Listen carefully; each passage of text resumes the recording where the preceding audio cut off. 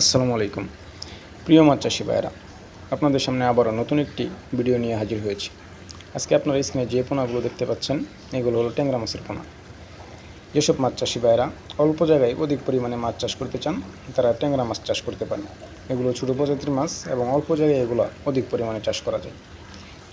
স্ক্রিনে যে পোনাগুলো দেখতে পাচ্ছেন, এগুলো ভালো মানের বুট থেকে উৎপাদিত পোনা। এগুলো গুণগত মানসম্পন্ন পোনা এবং এগুলো চাষে দিলে আপনারা চাষের সময়কাল অনুযায়ী এগুলো বিক্রয় করতে পারবেন এবং চাষের সময়কাল শেষে এগুলো বিক্রয় করে আপনারা ভালো অঙ্কের টাকা প্রফিট করতে পারবেন।